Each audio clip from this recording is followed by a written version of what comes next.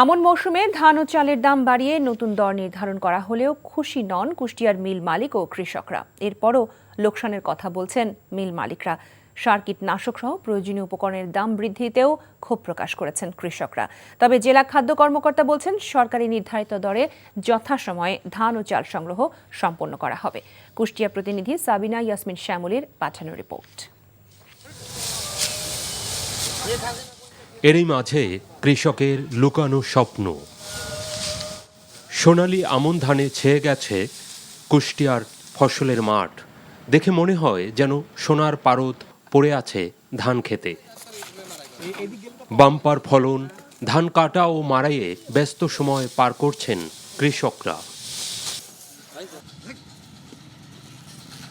ইতিমধ্যে চলতি বছর 2 টাকা বাড়িয়ে সরকার নির্ধারিত ধানের দাম প্রতি কেজি 33 টাকা এবং চাল কেনার সিদ্ধান্ত নেওয়া হয়েছে 47 টাকা কেজি দরে।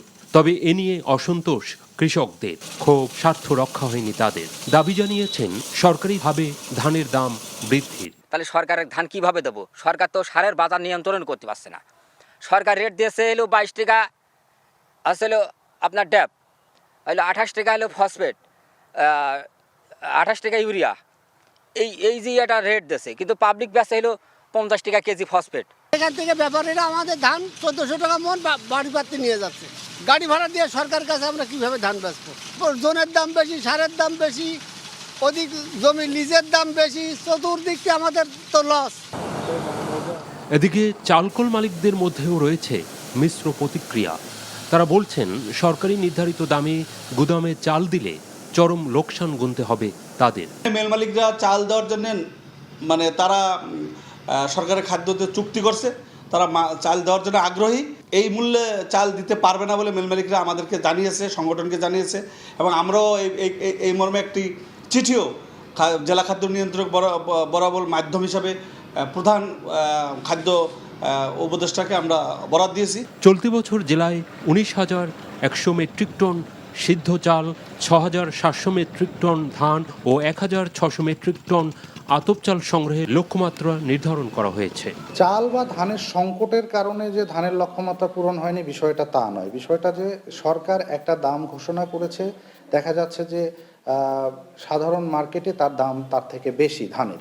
সেই ক্ষেত্রে কৃষকরা তারা ওই মাঠ থেকেই হয়তো বিক্রি করে দিতে বেশি স্বাচ্ছন্দ্য বোধ করছে, এজন্য হয়নি।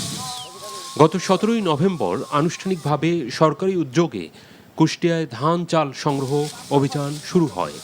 চলবে আগামী বছর 28শে ফেব্রুয়ারি পর্যন্ত। NTV news desk.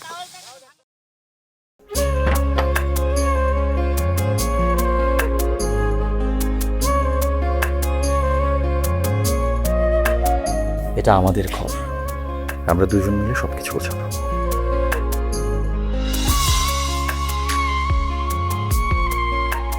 বাহ, এই ঘরটা এতদিন মরে আসছিল, নতুন বউয়ের হাত পরে একটা চক চক চক চক করতেছে।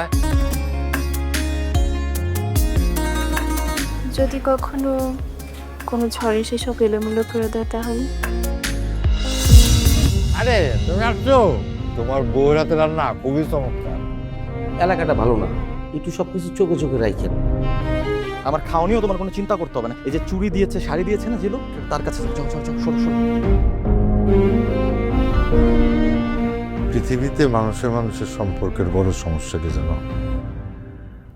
ভুল বোঝাবুঝি।